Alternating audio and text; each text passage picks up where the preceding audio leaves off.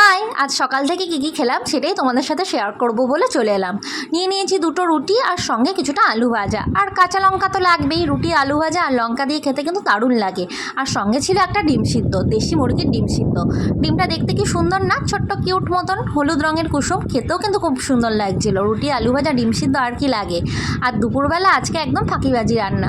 প্রত্যেক দিন কী রান্না করব বলো তো, রোজ রোজ কি আর রান্না করতে ভালো লাগে বেশি বেশি? তো আজকে একদম শর্টকাট রান্না করেছি। গরম গরম ভাত, তার সাথে গরম গরম মাছ ভাজা, কাঁচা লঙ্কা দিয়ে মেখে খেতে কিন্তু দারুণ লাগছিল। আর রান্না করেছি ভেটকি মাছের মাথার কাটা চচ্চড়ি আলু দিয়ে। মাথার হাড়গুলো কিন্তু বেশ ভালো লাগছিল খেতে, আর বেশ চর্বিও ছিল, মাছও ছিল। তো সেটা দিয়ে একটু আলু দিয়ে মাখিয়ে খেতে শুকনো শুকনো করে কিন্তু বেশ ভালো লাগছিল।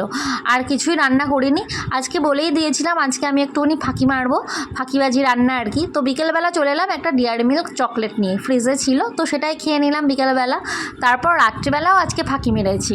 আজকে বলতে গেলে সারাটা দিনই আমি ফাঁকি মেরে কাটিয়েছি। রাত্রিবেলা শুধু খিচুড়ি রান্না করে নিয়েছি, বাইরে বৃষ্টিও পড়ছিল, তাই প্রেশার কুকারে খিচুড়ি বসিয়ে দিয়েছিলাম।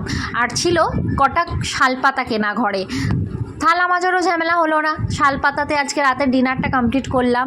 একটু শুকনো লঙ্কা মেখে, আলু মেখে খিচুড়িটা দিয়ে খেতে কিন্তু গরম গরম দারুণ লাগছিল। এতটাই গরম ছিল যে আমি হাত দিতেই পারছিলাম না, কিন্তু তবুও খেতে কিন্তু দারুণ লাগছিল, একটু আলুর সাথে মাখিয়ে।